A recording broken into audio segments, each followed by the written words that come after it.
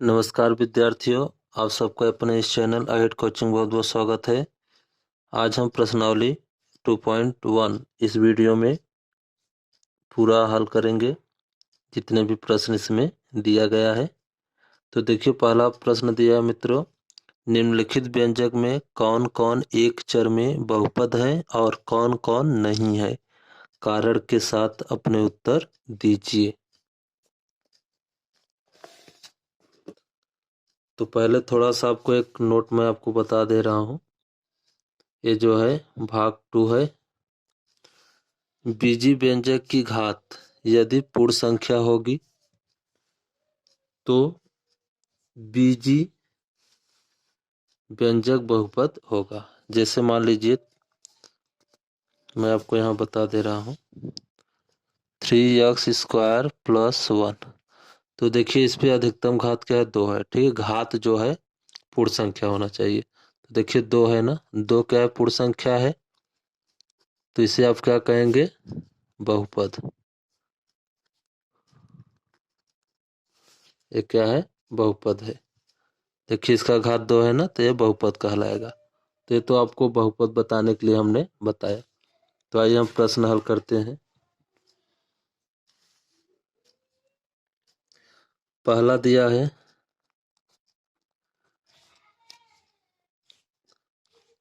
4x² - 3x + 7।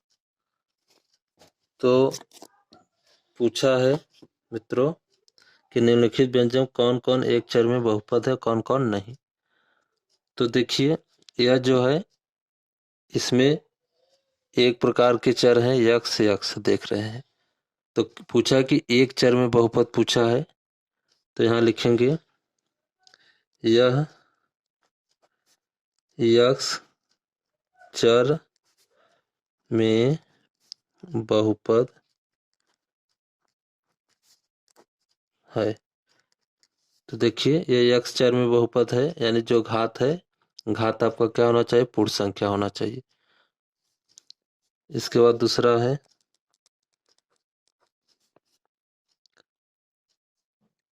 y² + √2। तो देखिए y तो एक चर में क्या है, बहुपद है। तो यहाँ हम लिख सकते हैं कि यह y चर में बहुपद है। इसके बाद प्रश्न संख्या 3 है मित्रों,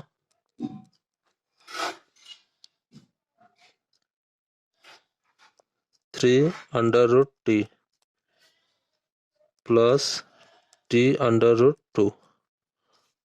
तो देखिए इस प्रश्न में घात जो है नहीं है, ठीक है, पावर कोई भी नहीं है। और यदि मैं t को बाहर लिखता हूँ, √t को जो है बाहर लिखूंगा तो इस तरह से होगा, घात 1/2 आ जाएगा। तो 1/2 जो है यह पूर्ण संख्या नहीं है। तो जो है यह हम कह सकते हैं कि यह क्या है, यह चर में बहुपद नहीं है। तो यहाँ लिखेंगे यह बहुपद नहीं है, क्योंकि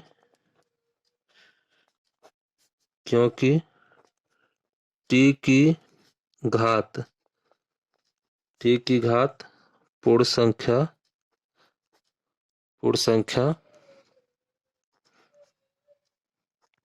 नहीं है। यदि घात पूर्ण संख्या होता तो यह जो है बहुपद हो जाता। इसके आगे प्रश्न संख्या 4 है मित्रों, y² + 2/y। तो यहाँ देखिए दो चर दिया गया है, दोनों चर जो है समान चर हैं, y² और a। तो देखिए 2/y जो है ये दूसरा पद, इसको जो है हम लिखेंगे अगर इस तरह से, तो ये लिखा आ जाएगा 2y⁻−1। ये तो है पूर्ण संख्या, लेकिन ये नहीं है। तो आपको जान लेना होगा कि जो पद दिया जाएगा, तो यदि दो पद दिया गया है तो दोनों पद क्या होना चाहिए, पूर्ण संख्या घात होना चाहिए। तो एक पे तो है लेकिन इस पे नहीं है, इस पे -1 है। तो हम कह सकते हैं यह बहुपद नहीं है, नहीं है, क्योंकि y की घात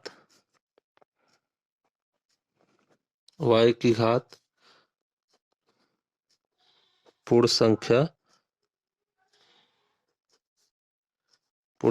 नहीं है, पूर्ण संख्या नहीं है। इसके बाद प्रश्न संख्या 5 है मित्रों। x की घाते 10, y की घाते 3 और t की घाते 50। तो यहाँ देखिए घात तो पूर्ण संख्या है, लेकिन चर जो है अलग अलग है, और पूछा है कि एक चर में बहुपद पूछा है। तो यहाँ एक चर समान चर नहीं है, तो इस वजह से जो है यह बहुपद नहीं है। तो कारण में होगा ये, इसमें x, y और t तीन चर हैं, तीन चर हैं मित्रों, तीन चर है। अतः यह एक चर में बहुपद नहीं है। प्रश्न पूछा है कि एक चर में, तो अलग अलग चर है, इसके वजह से जो है एक चर मतलब यह बहुपद नहीं है। तो प्रश्न संख्या जो है पहला का 5 प्रश्न दिया गया था, कंप्लीट हो गया। अब प्रश्न संख्या हम 2 हल करते हैं।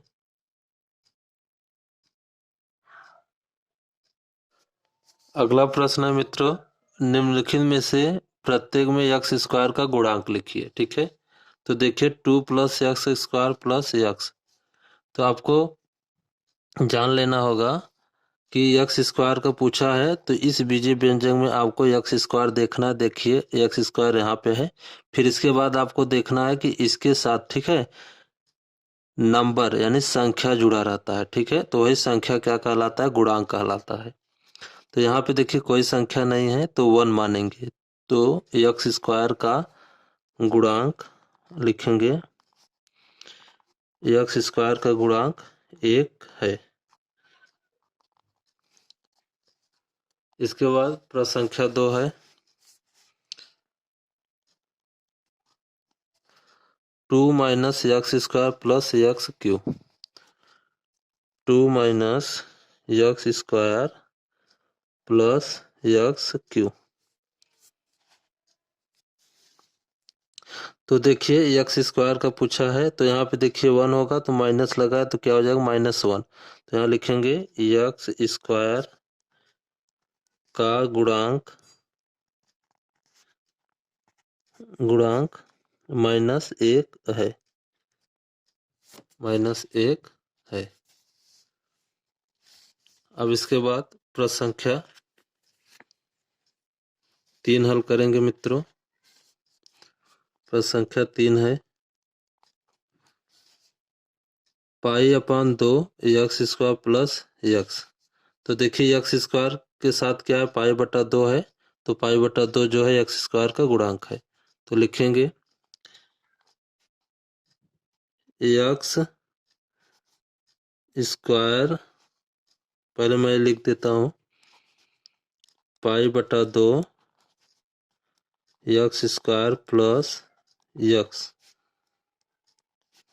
तो x स्क्वायर का गुणांक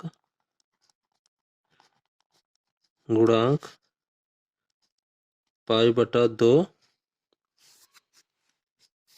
π/2 है। इसके बाद अगला प्रश्न है प्रश्न संख्या 4। प्रश्न संख्या 4 हल करेंगे।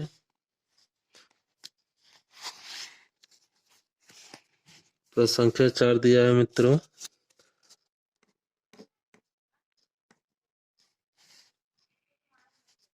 दो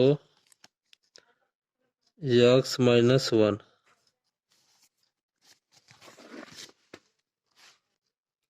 प्रश्न संख्या 4 है। तो देखिए एक्स स्क्वायर का गुणांक किसमें निकालना है। तो यहाँ पे देखिए जो है एक्स स्क्वायर नहीं है, तो आपको जान लेना होगा कि यदि एक्स स्क्वायर, ठीक है, यहाँ पे यदि मैं 0 लिख देता हूँ तो एक्स स्क्वायर के सामने 0 लिखना उचित नहीं है। तो यहाँ लिखेंगे एक्स स्क्वायर का गुणांक 0 है। देखिए 0 है, तो यहाँ पे देखिए दिया नहीं गया है, क्योंकि 0 का हम एक्स स्क्वायर गुणा करेंगे तो 0 हो जाएगा, तो यहाँ पे लिखा नहीं है। तो अतः एक्स स्क्वायर का गुणांक क्या होगा, 0 होगा। प्रश्न संख्या 4 कंप्लीट हो गया। अब प्रश्न संख्या हम 3 हल करेंगे नेक्स्ट पेज पे।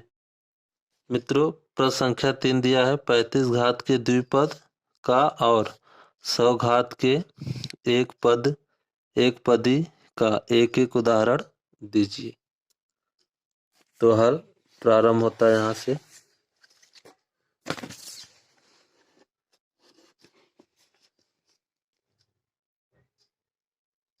प्रश्न संख्या 3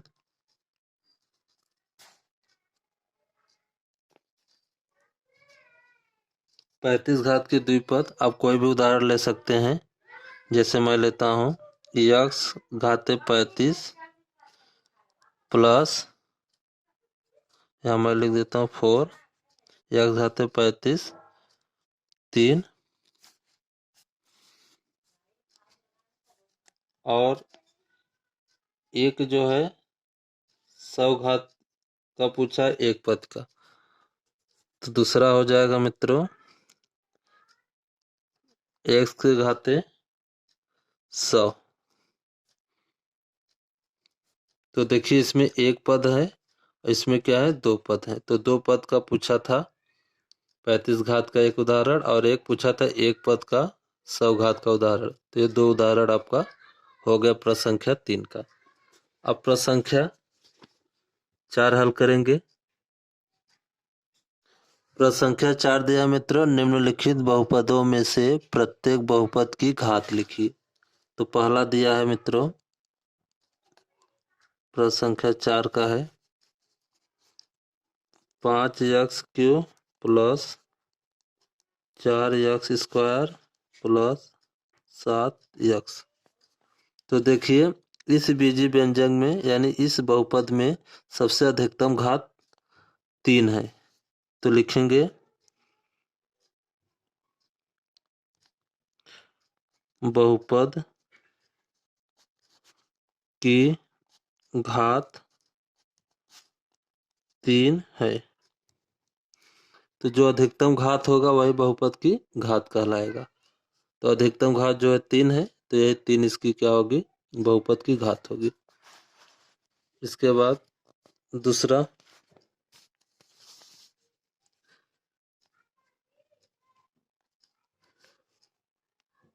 चार माइनस y²। तो देखिए इस बहुपद में जो है घात अधिकतम 2 है, तो लिखेंगे बहुपद की घात 2 है। बहुपद की घात क्या है, 2 है। अब इसके बाद प्रश्न संख्या हम 3 हल करते हैं। तो देखिए मित्रों प्रश्न संख्या 3 है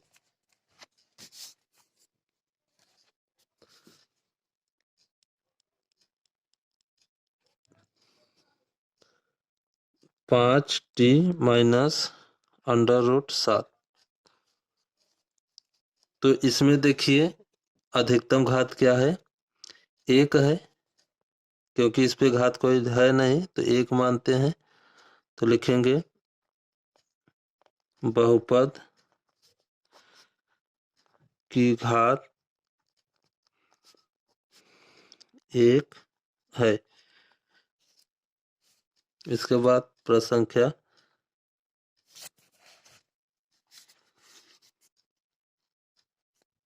4 मित्रों देखिए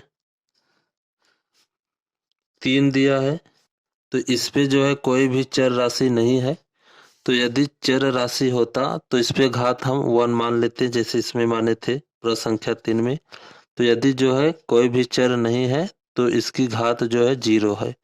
तो हम लिखेंगे बहुपद की घात 0 है। ये प्रश्न संख्या 4 कंप्लीट हो गया। अब हम आगे प्रश्न संख्या 5 हल करेंगे। तो मित्रों देखिए प्रश्न संख्या 5 है, बताइए कि निम्नलिखित बहुपदों में कौन कौन बहुपद रैखिक हैं, कौन कौन द्विघात हैं और कौन कौन त्रिघात है। तो मैं आपको बता दूं कि जिस बहुपद में घात 1 होता है उसको रैखिक बहुपद बोलते हैं, जिस बहुपद में घात 2 होता है उसको द्विघाती बोलते हैं, और जिसमें 3 घात होता है इसको त्रिघाती कहते हैं। तो आपको समझ में आ गया होगा। यदि नहीं समझ में आया है तो अब जो है इंट्रोडक्शन वाला वीडियो देख लीजिए पार्ट 2 का। तो देखिए पहला है x² प्लस x। तो देखिए इस पे घात क्या है, 2 है। तो यदि 2 घात है तो यह कहलाएगा द्विघाती, यानी ये मित्रों जो है द्विघाती बहुपद है। इसके बाद दूसरा है मित्रों x माइनस x³। देखिए इस पे अधिकतम घात 3 है तो यह हो जाएगा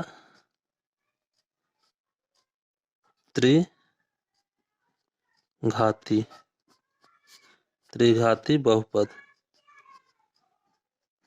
त्रिघाती बहुपद। इसके बाद देखिए तीसरा मित्रों y प्लस y⁴ प्लस 4। तो इस पे देखिए अधिकतम घात 2 है तो यह हो जाएगा द्विघाती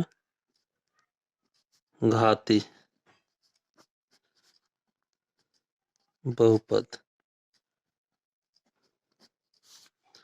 इसके बाद प्रश्न संख्या 4 है मित्रों, इस पे देखिए 1 प्लस x है। तो देखिए इस पे जब घात कोई नहीं होता तो 1 माना जाता है। तो ये है रैखिक बहुपद, क्योंकि 1 घात है। इसके बाद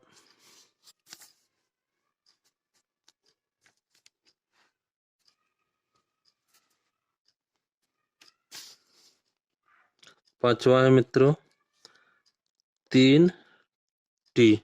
तो देखिए इस पे घात हम 1 मान सकते हैं, तो 1 घात होगा तो ये भी हो जाएगा रैखिक बहुपद। ये रैखिक बहुपद हो गया। इसके बाद अगला है मित्रों प्रश्न संख्या 5 का चौथा r²। ठीक, तो देखिए जो है ये क्या है, द्विघाती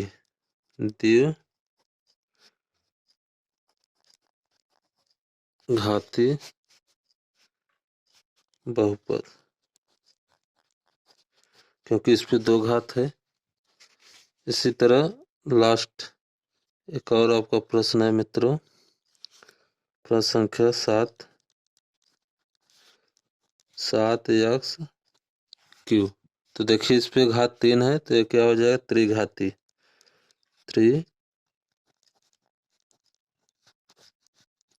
बहुपद। त्रिघाती बहुपद। तो ये आपका प्रश्न जो है कंप्लीट हो गया, प्रश्न संख्या 5। अब हम अभ्यास 2.2 हल करेंगे अगले वीडियो में। धन्यवाद।